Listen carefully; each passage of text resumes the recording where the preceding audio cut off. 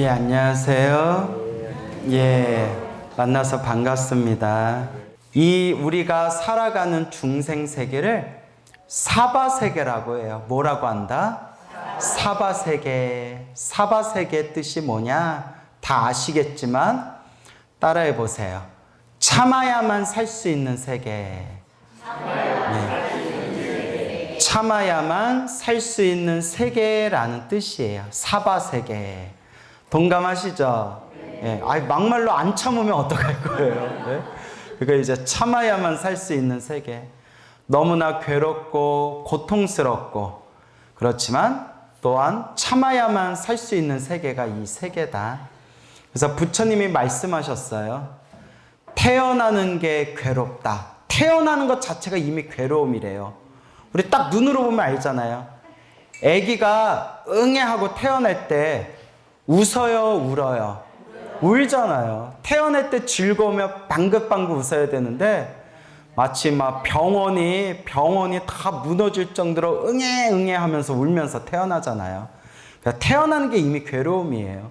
애기들은 벌써 다 아는 거예요. 이놈의 괴로운 세상 또 시작이구나.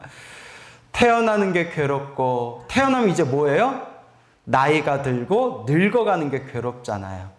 늙음이 괴로움이래요. 여기 우리 앉아 계신 분들 다들 저보다 연배들이 많으신 분들이 대부분 앉아 계시는데 우리 연세 드신 분들 알잖아요. 몸이 옛날 같지 않구나. 그렇죠?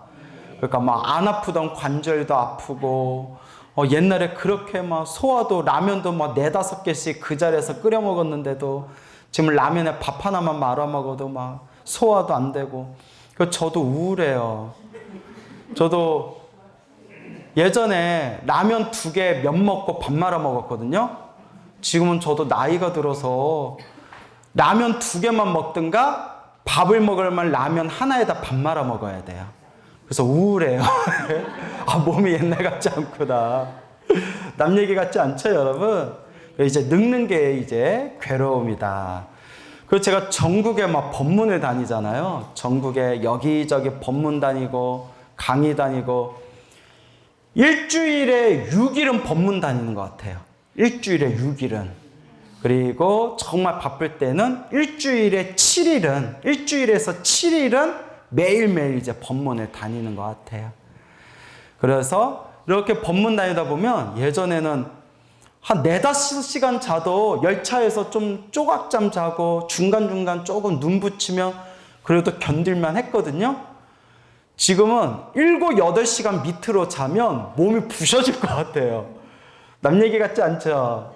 그래서 이거 늙는다는 게 괴로움이구나. 체력이 옛날 같지 않고 정신력이 옛날 같지 않구나. 저 어른 스님들한테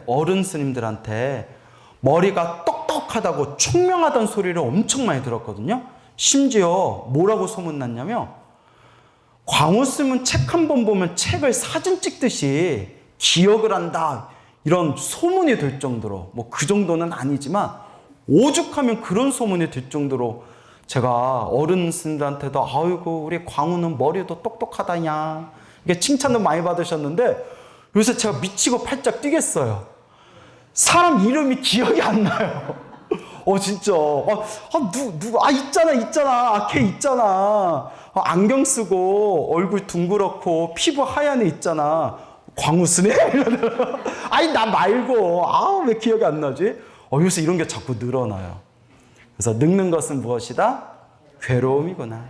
태어나는 게 괴로움이고, 늙는 게 괴로움이고, 병이 드는 게 괴로움이고, 병 들면 아프죠? 아프잖아요. 아프면 괴로움이에요? 안 괴로움이에요? 괴로움이죠. 또 제가 유튜브에서 제가 뭘 잘못 눌렀나 봐요. 요새 유튜브 틀었다 하면 알고리즘이라고 아시죠? 유튜브 알고리즘에 자꾸 막 위암 걸렸다, 대장암 걸렸다, 췌장암 걸렸다, 20대인데 암에 걸렸다. 그런 게 자꾸 뜨더라고요. 사람 심란하게. 그래서 제가 이렇게 자꾸 보다 보면 알고리즘에 이렇게 뜨잖아요. 그래서 그거 이렇게 보면 막 눈물이 나요. 그래서 제가 마음속으로 나무 약사열애불 이 20대 한창 어린 이 젊은 아가씨가 어서 건강 쾌차하기를 바랍니다 하고 제가 가슴이 아파서 축원을 해줬거든요. 축원을 해주고 이렇게 봤더니 댓글에 작년 10월 달에 세상을 떠나셨습니다. 이렇게 올라와 있더라고요. 벌써 가신 거예요. 그래서 아유 나무 아미타불. 그러니까 병드는 게 괴로움이고 마지막에는 뭐가 괴로움이구나? 죽는 게 괴로움이구나. 생로병사. 태어나는 게 괴로움이요. 늙어가는 게 괴로움이요. 병드는 게 괴로움이요. 죽음이 괴로움이구나. 죽으면 끝이에요, 아니에요? 아니에요. 우리 불교는 죽었다고 끝이 아니래요. 죽은 뒤에도 내가 지은 업보 따라서 또 태어나야 된대요. 아우 징글징글해 아주 그냥. 예? 또 태어나야 된대요. 내가 지은 업보 따라서. 그래서 생로병사라는 근원적인 괴로움이 있고요. 생로병사 안에서도 사랑하는 사람 못 만나서 괴롭고, 미워하는 사람 자꾸 봐서 괴롭고, 구하고자 해도 원하고자 해도 얻을 수 없어서 괴롭고, 자꾸 장애가 생겨서 괴롭다 라고 부처님께서 말씀하셨습니다. 그러면 어떻게 해야 됩니까? 부처님 어떻게 해야 됩니까? 스님 어떻게 해야 됩니까? 팔만대장경에서 분명히 말씀하십니다. 모든 문제의 근원적인 해답은 수행밖에 없다. 무엇밖에 없다? 수행밖에 없대요. 결국 이 마음 닦아야 된다. 수행을 해야 된다라고 부처님께서 간곡하게 말씀하십니다. 여러분들은 그래도 얼마나 복이 많아요. 사람으로 태어나기 어렵고 부처님 법을 만나기 어렵다고 했는데 여러분들은 이번 생 사람으로 태어나서 누구를 만났어요? 부처님 법을 만났잖아요. 근데 부처님 법만 만난 것 같고는 안 돼요. 누가 닦아야 된다? 내가 닦아야 된다. 매일매일 염불을 하든 사경을 하든 독경을 하든 절을 하든 명상 참선을 하든 자신만의 수행을 닦으면서 마음 공부해야 된다. 그래서 이 사바세계를 살아가면서 우리 중생들이 이런 이야기를 많이 해요. 스님, 왜 이렇게 사는 게 힘들까요? 근데 부처님께서 이와 같이 말씀하셨어요. 사바세계, 원래 이 세상에 태어나는 것 자체가 참아야만 살 수 있는 세계다. 그리고 항상 부처님이 팔만대장경에서 늘 말씀하시기를 좋은 일도 나쁜 일도 누가 지은 업의 인연이다? 내가 지은 업의 인연이다. 행복도 불행도 여러분들 다 불행에서 벗어나서 행복하게 살고 싶잖아요. 그죠? 그런데 행복도 불행도 누가 지은 업의 인연이다? 내가 지은 업의 인연이래요. 그러니까 자기가 지은 업보대로 살아가는 거래요. 그래서 저는 전생에 얼마나 복을 많이 지었어요. 이렇게 이번 생에 사람으로 태어나서 이 젊은 나이에 부처님 법을 만나서 머리 깎고 출가해서 지금은 이렇게 전국에 있는 수많은 사람들에게 이 소중한 부처님 법을 전할 수 있으니까 얼마나 복이 많아요. 그리고 또 다행히 또 전생에 부처님께 꽃공양을 많이 올렸는지 이번 생 귀엽게 태어났잖아요.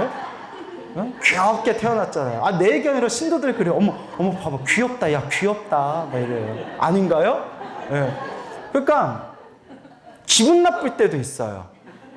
귀엽다는 말은 귀가 아프도록 들었는데 잘생겼다는 말은 별로 못 들어봤어요. 그래서 하여튼 이것도 다 자기가 지은 복대로 사는 거예요. 하지만 저도 나쁜 단점이 있을까요? 없을까요? 있겠죠. 예를 들어 저는 시력이 엄청나게 안 좋아요. 그냥 안경이 없으면 아예 일상생활이 불가능할 정도로 안경을 써도 사람 얼굴이 잘 안 보여요. 그래서 실수할 때가 많아요. 사람을 못 알아봐서. 그러니까 눈도 안 좋고 또 제가 법문에서 여러 번 말씀드렸지만 제가 또 지병이 있잖아요.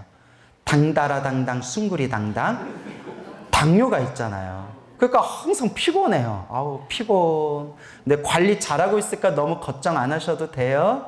그래서 저도 제 몸을 보고 제 마음을 보고 제 살아가는 모습을 보면 저도 안 좋은 단점들이 있어요. 그러니까 장점은 장점대로 있고 단점은 단점대로 있고 좋은 일도 나쁜 일도 다 누가 지은 업이다? 다 내가 지은 업의 인연법대로 살아가는 것이다 라는 것을 우리가 항상 명심해야 됩니다. 그렇죠, 여러분? 얼마 전에 이제 대구에 법문을 갔다 왔는데 그때 어느 30대 젊은 여성 불자님을 마주쳤어요. 절에서. 스님, 저 완전 스님 찐팬이에요. 저 하루 종일 스님 법문만 들어요, 스님. 스님 감사합니다 하고 막 인사를 하시더라고요. 그래서 이제 잠깐 이런저런 얘기를 했는데 이제 그분이 하시는 말씀이 스님 저 부처님 가피 받았어요 이러더라고요. 왜요? 했더니 당신이 마음의 병이 좀 깊었대요. 한참 지금도 젊은 분이신데 이미 오래전에 거의 10여 년 전부터 우울증이 심해져가지고 그래서 이제 우울증 약을 이제 먹었는데 막 이렇게 그 약을 좀 세게 먹으면 사람이 좀 멍해진대요. 그렇지만 그렇게 이제 약을 먹고 그래도 마음이 막 답답하고 불안하고 마음이 편안하지가 않다가 유튜브에서 제 법문을 들었대요. 그래서 제 법문을 들으면서 매일매일 제 법문을 들으면서 마음의 안정을 많이 찾았대요. 마음의 안정을 그렇게 많이 찾으면서 제가 항상 법문에서 이야기하잖아요. 귀로만 듣는 거는 의미가 없다. 법문만 듣는 건 의미가 없다. 내 업의 에너지를 바꾸려면, 내 운명을 바꾸려면, 내 팔자를 바꾸려면, 내 업을 바꾸려면 뭐 해야 된다? 기도해야 된다. 수행해야 된다. 항상 말씀드리잖아요. 귀로 듣는 거는 100번 들어도 내가 수행하고 실천하지 않으면 의미가 없다. 그래서 그분이 기도를 열심히 했대요. 꾸준히 열심히 했대요. 그래서 시간 날 때마다 항상 틈틈이 이제 사경을 많이 했대요. 뭐 법화경도 사경하고 천수경도 사경하고 지장경도 사경하고 부처님의 말씀을 손으로 뱉기는 사경도 많이 하고 특히 연부를 많이 했는데 특히 나무아미탑을 연부를 엄청 열심히 했대요. 왜냐하면 너무나 자기는 이거 살아가는 이 인간 세상이 너무 싫더래요. 너무나 이 세상이 싫고 사람들이 싫어가지고 빨리 연불 열심히 해서 빨리 어디에 태어나야겠다? 나무아미탑을 극락세계에 태어나고 싶다. 부처님이 계시는 극락세계에 빨리 태어나고 싶다 해서 나무아미탑을 연부를 열심히 했대요. 그렇게 법문 듣고 연부하고 사경하고 법문 듣고 연부하고 사경을 하면서 점점 마음이 편안해지더니 이번에 스님 저 부처님께 가피 받았어요. 아니 왜요? 의사하고 이제 상담을 해서 우울증 약을 끊었대요. 우울증 약을 끊을 정도로 마음의 건강이 굉장히 마음이 건강해졌대요. 스님 저 부처님께 가피 받은 거 맞죠? 훌륭합니다. 정말 훌륭합니다. 스님 저 마음이 많이 편안해졌어요. 이러시더라고요. 그래서 제가 근데 혹시 기도하면서 뭐 꿈꾼 거 없어요? 꿈 같은 거 꾼 거 없어요? 뭐 꿈? 뭐 특별히 생각 안 나는데요? 아니 뭐 꿈이 중요한 건 아니고 꿈에 집착할 필요는 없지만 보통 우리 불자님처럼 기도를 많이 하다 보면 그런 길몽, 좋은 꿈들을 많이 꾸거든요. 혹시 몸에서 더러운 게 빠져나가는 꿈을 꾸거나 몸을 깨끗하게 목욕하거나 몸을 씻는 꿈, 이런 꿈 안 꿨어요? 했으니까 스님 그런 꿈 엄청 많이 꿨죠? 이러더라고요. 그게 바로 길몽이라고. 그래서 여러분 제가 법문하면서 자주 말씀을 드렸지만 우리가 기도하고 연부를 하면서 몸에서 더러운 게 나가는 꿈, 예를 들어 막 토를 한다든가 대소변을 시원하게 싼다든가 몸에서 고름이나 벌레 같은 게 몸에서 막 빠져나간다든가 혹은 깨끗하게 목욕을 한다든가 몸을 깨끗하게 씻는 꿈이 업장을 소멸하는 징조의 꿈이래요. 무엇이 소멸하는? 업장이 소멸하는 징조의 꿈이다라고 경전에도 나오고 큰 스님들도 그런 법문을 많이 하셨어요. 어쩌면 여기 앉아 계신 불자님들 중에서 몸에서 더러운 게 빠져나가거나 깨끗하게 목욕하는 꿈 꿔보신 분 계시죠? 예, 뭐 있다고 치고요. 그렇게 이제 그렇다고 너무 꿈에 집착하면 된다 안 된다? 네, 너무 꿈에 집착할 필요는 없지만 그렇게 기도를 하다 보면 업장이 소멸하는 징조의 꿈들을 꾸게 돼요. 그러니까 그 여성 불자님이 스님 저 이렇게 목욕하고 씻는 꿈 많이 꿨어요. 그런 게 이제 때를 벗겨내는 거잖아요. 몸에 더러운 때를 닦아내는 거잖아요. 그게 이제 업장 소멸을 상징하는 꿈이다. 아이고 불자님 너무나 축하드립니다. 지금 같은 마음으로 꾸준하게 닦으세요. 지금 같은 마음으로 꾸준하게 그냥 염불하고 닦으세요 라고 이렇게 덕담의 말씀을 해드린 적이 있습니다. 오래전 얘기인데 몇십 년 전에 어느 거사님이 계셨어요. 그 거사님이 좀 불우한 삶을 살아오셔서 마음에 큰 병을 얻었대요.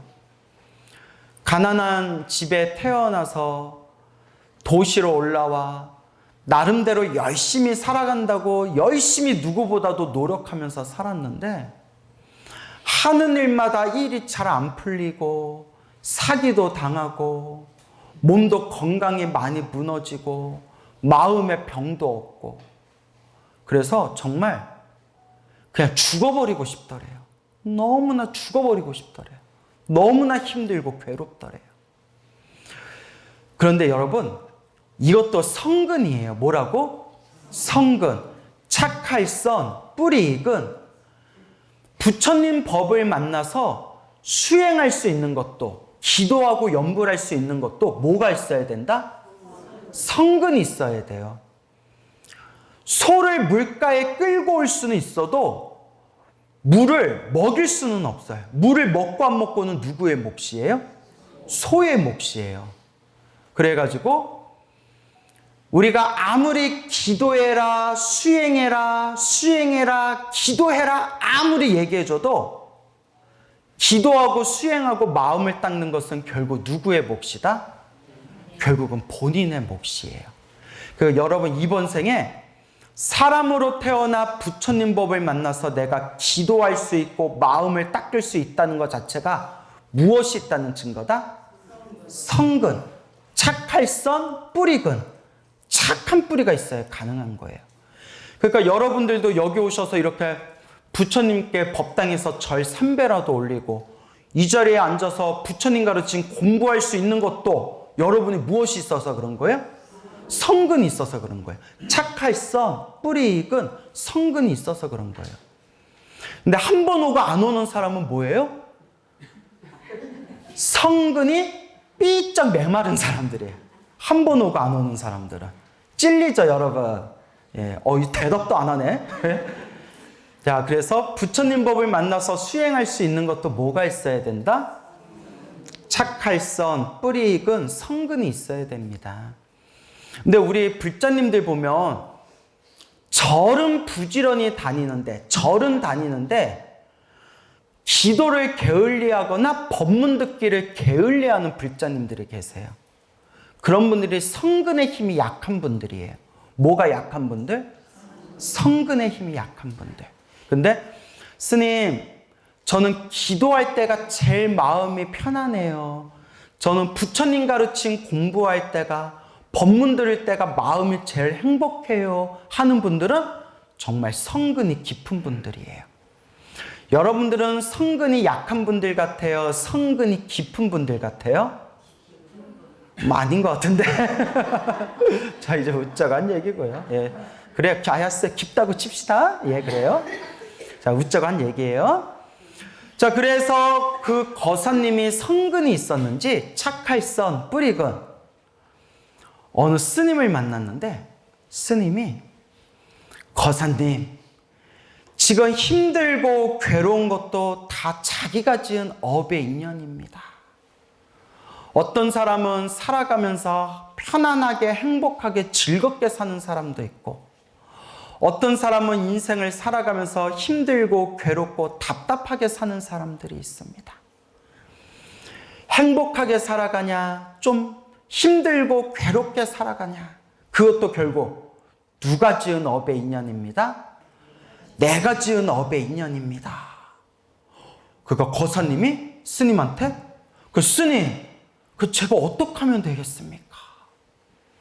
오로지 염불 하십시오. 그럼 어떤 염불을 하면 되겠습니까?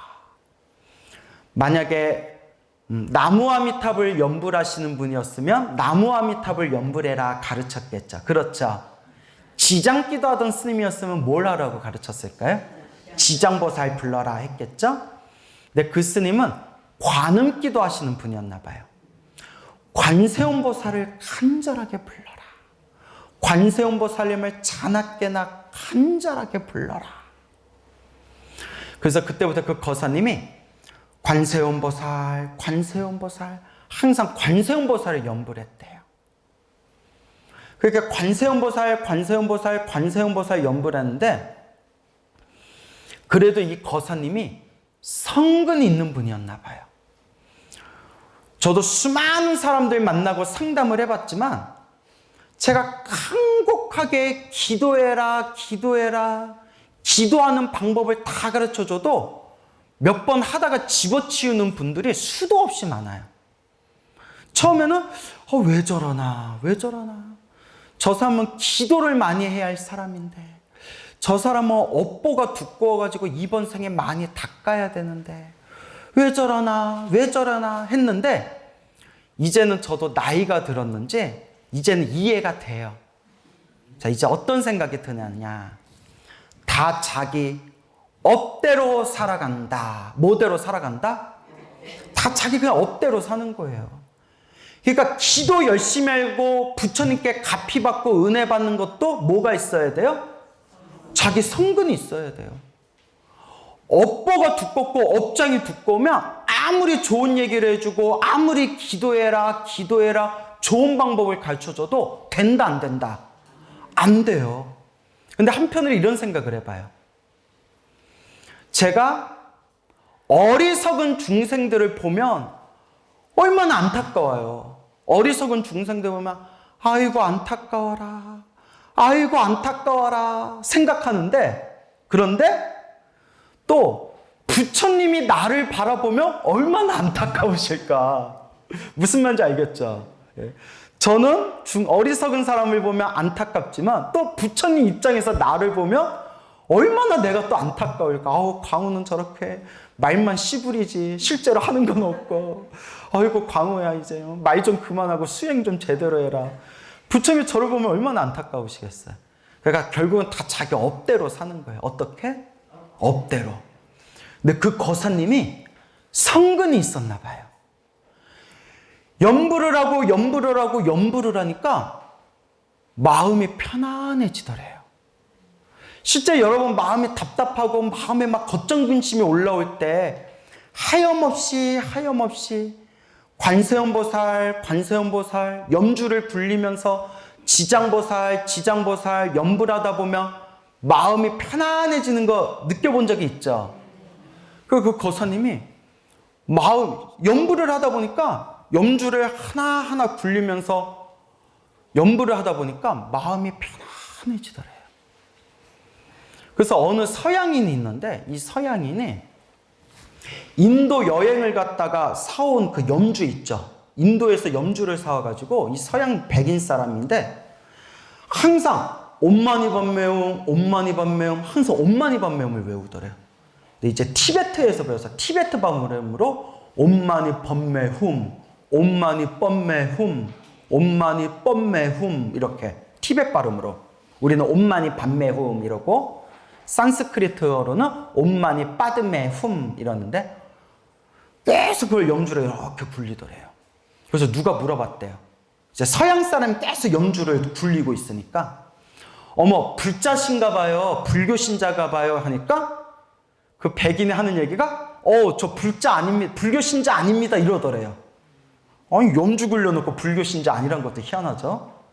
아니, 불교 신자가 아닌데 왜 이렇게 하루 종일 그렇게 염주를 굴리면서 주문을 외우냐고 하니까 그 백인이 하는 얘기가 내가 불교 신자는 아닌데 자기가 너무나 가슴이 답답하고 불안 증세가 있었는데 인도 여행 갔다 와서 요거 염주로 주문, 옴마니 밤매움 외우는 걸 배우고 그냥 속눈썹 치고 한번 해보자 하고 이렇게 염주를 한 알 굴리면서 옴마니 밤매움을 했더니 너무 마음이 편안해져서 이게 딱 습관이 됐다고. 저는 이게 최고의 안정제입니다. 이러더래요. 그래서 내가 불교 신자라고 제가 자부할 수는 없지만 마음이 편안해져서 이렇게 염주를 굴리면서 제가 옴마니 밤매움을 외웁니다. 실제로 이렇게 우리 불자님들이 염불을 하다 보면 마음이 편안해진 그런 증세가 있어요. 현상이. 근데 뇌과학에서 발견했대요. 뇌과학에서 어떤 단조로운 어떠한 단어를 반복적으로 계속 외우면 우리 뇌파가 점점 안정이 된대요. 실제로 과학적으로 증명이 됐대요. 여러분, 우리 사경하는 거 있죠? 사경하는 것도 글씨에 몰입해서 계속 글씨를 쓰다 보면 뇌파가 점점 편안하게 안정이 된대요. 그래서 여기 혹시 서예 배우신 분들 계신지 모르겠는데 서예도 맞들리면 글씨 쓰다 보면 3시간, 4시간이 그냥 가요.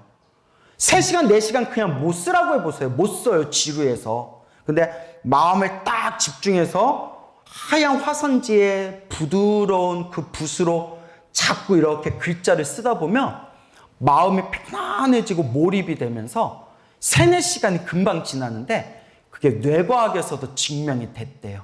정말 사람을 편안하게 해주는 그런 힘이 있대요. 그래서 이 거사님이 항상 이렇게 염주를 굴리면서 관세음보살 하염없이 그렇게 염불을 하고 그러다가 이제 염불의 맛을 느낀 거예요. 아, 염불하니까 너무 편안하다. 그러니까 여러분 잘 들어보세요. 어떤 사람이 너무 괴로울 때 술을 마셔가지고 그 괴로움이 사라지는 경험을 하게 되면 그 사람은 술에 맛들린대요. 뭔 얘기인지 알겠죠? 어떤 사람이 도박장에 가서 돈을 왕창 잃어가지고 첫 판에 정내미가 떨어지면 다시는 도박에 손을 안 댄대요. 근데 처음에 도박을 배울 때 그때 돈 따는 쾌감을 느끼면 그때부터 이제 도박에 중독이 된다는 거예요. 그러니까 이게 맛을 본다는 게 중요해요. 맛을 본다는 게. 어떤 사람이 몸이 너무 아프고 너무나 몸이 아프고 괴로웠는데 달리기를 해가지고 몸에 건강해지고 몸이 상쾌한 맛을 보면 그 사람은 이제 달리기에 중독이 된대요. 운동 중독이 된대요. 결국 중생은 습관의 동물이잖아요. 이왕 맛을 보려면 좋은 쪽의 맛을 봐야 될까요? 나쁜 쪽의 맛을 봐야 될까요? 좋은 쪽의 맛을 봐야죠. 근데 그 염불하던 거사님이 염불의 맛을 본 거예요. 막 너무나 답답하고 괴로워서 밤에 잠도 안 올 정도였는데 막 밤에 잠이 안 오니까 누워서 노는 입에 염불한다고 그 염주를 굴리면서 관세음보살 그리고 마음속으로 소리를 내지 않고 마음속으로 염주를 굴리면서 마음속으로 관세음보살 염불하면서 사르르 잠이 드는 거예요. 아, 염불하니까 마음이 편안해지는구나. 그때부터 염불을 진짜 열심히 했대요. 어떨 때는 아침 일찍 절에 가서 법당에 앉아서 하루 종일 염불할 때도 있었대요. 그렇게 계속 염불을 했대요. 그렇게 시간이 지나고 어느 날이었대요. 그때도 다 앉아서 이렇게 이제 하염없이 이렇게 관세음보살 염불을 하고 있었대요. 부처님, 저는 왜 이렇게 사는 게 괴로울까요? 왜 이렇게 저는 인생을 살아오면서 누구보다도 노력하면서 살았는데 저는 왜 이렇게 살아가는 게 힘들고 괴로웠을까요? 부처님, 관세음보살님, 산다는 게, 인생이란 게 왜 이런 걸까요? 마음으로 온갖 그런 마음의 푸념을 하면서 관세음보살, 관세음보살 하고 연불 하다가 정말 비몽사몽 생생한 환상이 펼쳐지더래요. 순간. 진짜 이게 꿈인 듯 꿈 아닌 꿈결같이 생생한 영상이 하나 쫙 눈앞에, 관세음보살 기도하다가 눈앞에 다 영상이 펼쳐지더래요. 어딘지 알 수 없는 산에 나무가 가득한 계곡길이었대요. 계곡으로 올라가는 길. 그 수풀이 가득한 그 계곡길, 파란 하늘에 하얀 솜사탕 같은 구름이 쫙 펼쳐져 있는데 너무나 생생하더래요. 순간 여기는 어디지? 내가 여기 왜 있지? 근데 저 멀리서 또로로 또로로 똑 하고 은은하게 목탁 소리가 들리더래요. 그래서 그 목탁 소리를 따라서 계곡길에 하염없이 올라갔대요.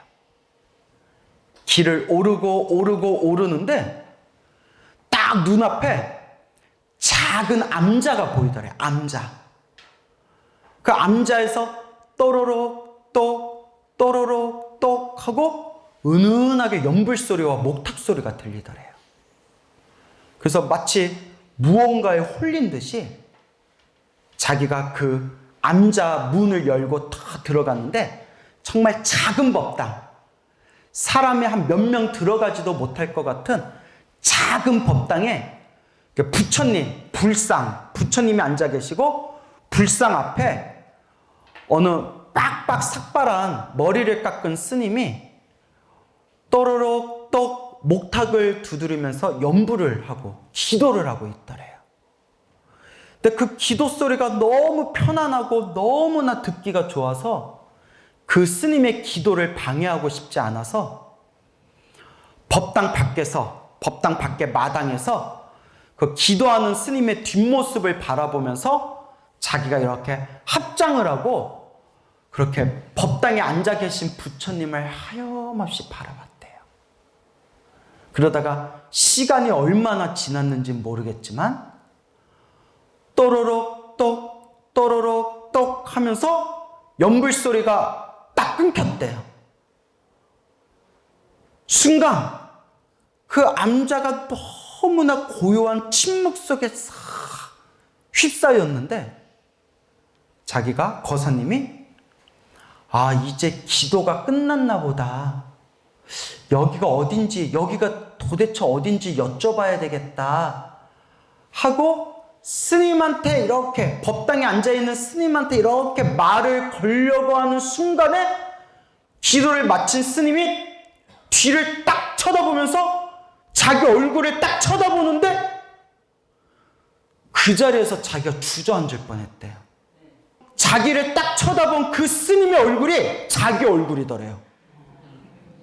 근데 자기하고 똑같이 생긴 그 얼굴의 스님이 마치 눈빛이 왔느냐, 이제 왔느냐 라는 듯한 눈빛으로 다 쳐다보는 순간 뭔지 모르는 자기 가슴이 그냥 와르르르 무너진 느낌이 들으면서 그 자리에서 막 대성통곡하듯이 눈물이 펑펑 쏟아지면서 정신을 딱 차려보니까 잠을 잔 건 아니었는데 꿈을 꾼 것 같은 생생한 한바탕 환상이었대요. 그 눈에서 하염없이 자기 눈에서 막 눈물이 쏟아지더래요. 그 가슴이 뭔가 시원하더래요.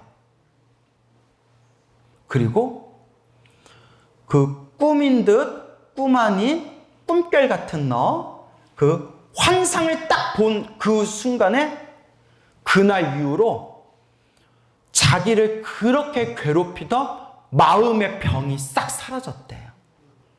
자기가 제2의 인생을 살게 되었다고. 자, 따라해 보세요. 업장소멸. 이게 업장소멸이에요. 무슨 소멸? 힘들고 괴롭고 답답한 것도 누가 지은 업이다? 내가 지은 업보였고, 인생을 살아가면서 힘들고 괴로웠던 그 감정들이 내 가슴 속에 한이 맺힌 것처럼 내 가슴 속에 똘똘 뭉쳐있던 게 바로 뭐였다? 업장이고 업보였는데 그게 뻥 하고 그게 쑥 내려가 버렸대요. 그 뒤로 마음의 병도 사라지고 몸도 너무 건강해졌다라는 그런 거사님의 말씀이 있습니다. 믿습니까, 여러분? 예. 근데 여러분, 이런 얘기 아무리 귀로 백날 들어도 의미가 있다, 없다? 없어요. 결국 누가 닦아야 돼요? 내가 닦아야 돼요. 이런 얘기 그냥 앉아서 그냥 아이고 재밌다, 뭐 전설의 고향 같다, 오늘도 이야기 속으로 한 편 잘 봤네, 이러면 여러분들 인생에 아무 변화가 없어요. 백날 전설의 고향, 백날 10년 동안 전설의 고향 TV를 한번 봐보세요. 내 운명에 변화가 있나? 그 재밌는 영화 한 편 본 거지. 제가 드리는 이러한 불교 설화와 부처님 기도가피 이야기의 핵심은 무엇일까요? 누가 닦아야 된다? 내가 닦아야 된다. 누가 닦아야 된다? 내가 닦아야 된다. 여러분이 닦으셔야 돼요. 알겠죠? 그래서 시간이 좀 남아서 제가 부처님 연불가피 이야기, 짧은 이야기 하나만 더 해드릴게요. 우리 절에 오시는 불자님들을 보면 사실 우리 불교의 목표가 깨달음을 얻는 것, 마음을 깨치는 것, 이게 바로 불교의 목표지만, 깨달음을 얻고 지혜를 얻는 게 불교의 목표지만, 대부분 절에 다니시는 우리 신도님들 80, 90%는 깨달음을 얻으려고 절에 오시는 분들은 거의 없어요. 절에 오시는 신도분들의 80, 90%는 거의 다 우리 아들 잘 되게 해주세요, 우리 자식 잘 되게 해주세요, 우리 남편 돈 많이 벌게 해주세요, 우리 가족들 건강하게 해주세요. 사실 가족들 때문에 절에 다니잖아요. 그렇죠? 예, 우리 가족 잘 되게 해주세요. 몇십 년 전에 중국에서 실제로 있었던 일이래요. 중국에 있는 어느 불자님께서 직접 하신 이야기라고 합니다. 그 어느 할머니가 계셨는데 그 절에 다니시는 이 할머니가 걱정 근심이 가득해 보이더래요. 그래서 할머니, 요새 얼굴을 뵈는데 얼굴에 걱정 근심이 너무 가득해 보인다고, 얼굴이 너무 초췌해 보여요.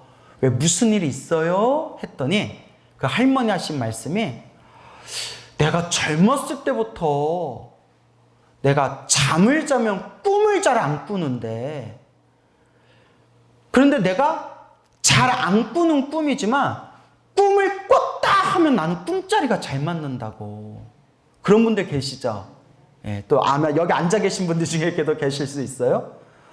나는 꿈이 잘 맞는데, 근데요 할머니, 너무나 찜찜한 꿈을 꿔가지고 마음이 무겁다고. 아니, 어떤 꿈을 꾸셨는데 마음이 찜찜하세요? 얼마 전에 꿈을 꿨는데 생이빨이 우두두둑 하고 이빨이 다 빠져서 땅바닥에 떨어지는 꿈을 꿨다고. 딱 들어도 안 좋죠? 근데 여러분, 이빨 빠지는 꿈이 다 나쁜 게 아니에요. 알턴 이빨이나 충치가 쑥 빠지는 건 좋은 꿈이래요. 알턴이가 빠졌다 그러고 하죠. 근데 생리가 빠지는 거, 생이빨이 빠지는 거는 나쁜 꿈이래요. 이빨이 다 빠져가지고 땅바닥에 이 이빨이 후두두둑 하고 떨어졌다고. 너무 찝찝해. 여러분, 생이빨이 떨어져 나가는 꿈을 전문 용어로 뭐라고 하는지 아세요? 옥수수 털렸다? 라고 표현하거든요. 옥수수 털렸다? 예, 옥수수 닮았다고. 잘 모르시나? 예, 말해놓고 썰렁하네. 그래서 이제 이빨이 이제 다 떨어져 나가서, 나 너무 불안한데, 멀리 우리 아들이 저 멀리 어디 시골에서 지금 일하고 있는데, 자꾸 아들 생각이 날 때마다 마음이 찝찝하다고. 아유, 할머니, 마음이 불안하면 법당 가서 기도를 하셔야죠. 기도를 하셔야죠. 그럼 어떻게 기도하면 될까? 그러니까 이렇게 절에 다녀도 기도하는 법도 모르는 분들이 많아요. 보면. 그냥 부처님 오신 날에 연등 하나 달고, 백중 때 위패 하나 달고, 초하루 때 그냥 축원카드랑 쌀 하나 올릴 줄만 알지, 기도하는 법을 모르는 불자님들이 의외로 많아요. 근데 제가 늘 말씀드리잖아요. 기도를 해야 된다고. 할머니, 법당에 가셔서 부처님께 절을 올리고 합장하고 나무아미탑을 간절하게 연불하고, 기도를 끝낼 때 부처님, 나쁜 일은 좋은 일로 변하게 해주시고, 크게 받을 업보는 작게 받게 해주시고, 작은 업보는 사라지게 해주십시오. 이렇게 축원을 올리세요. 이렇게 얘기를 해줬대요. 참 좋죠? 예. 흉한 일, 나쁜 일은 어떤 일로 변하고? 좋은 일로 변하고. 크게 받을 업보는 어떻게 받고? 작게 받고. 작은 업보는 어떻게 하게 해주세요? 소멸하게 해주세요. 그리고 자나깨나 아들 때문에 마음이 불편하면 자나깨나 아들을 생각하면서 나무아미탑을 연불해 주세요. 그 할머니가 아이고 고맙다고. 그리고 가르쳐 준 대로 열심히 기도했대요. 자나깨나 아들 생각하면서 나무아미탑을 우리 아들 보호해 주십시오. 그리고 기도 마칠 때마다 나쁜 일은 좋은 일로 바뀌게 해주시고, 크게 받을 업보는 작게 받게 해주시고, 작은 업보는 소멸하게 해주십시오. 그리고 시간이 지난 뒤에 아들한테 연락이 왔대요. 오랜만에 이제 아들한테 전화가 와가지고, 아이고 아들아 잘 지내냐 막 이랬겠죠. 어머니 저 죽을 뻔했어요 이러더래요. 어머니 저 죽을 뻔했어요. 아들이 하고 있는 일이 어디 산 깊은 곳에 가가지고 산에서 인부들끼리 나무를 잘라가지고 그걸 뭐 어떻게 움막에서 불에 태워가지고 수투로 만들고 그걸 도시로 보내고 뭐 그런 업종이 있었나 봐요. 그래서 이제 나무 자르고 그러는 움막이 있는데, 그 얼키설키 산에서 뭐 대충 뭐 밥 먹고 잠자고 일하고 하니까 그 움막도 대충 져놨을 거 아니에요? 움막에서 이렇게 일을 하고 있는데 아들 얘기가 갑자기 아들아 하고 자기 이름을 부르는 어머니 소리가 들리더래요. 그래서 어머니? 에휴 내가 미쳤지. 어머니가 여기 오실 일이 없지. 그또 이렇게 일하고 있는데 아들아 하고 또 밖에서 소리가 들리더래요. 왜 이러지? 내가 너무 과로를 해가지고 내가 환청이 들리나? 근데 자꾸 밖에서 아들아 이렇게 소리가 들리더래요. 이거 잘못 따라가면 이제 구미호가 아들아 전설의 고향 그런 내용 있지 않나요? 엄마 목소리가 들려서 가봤더니 구미호야. 간 하나 주면 안 잡아먹지 막 이런 거 있잖아요. 아들아 해가지고 너무 막 느낌 뭐 뒤통수가 찜찜하잖아요.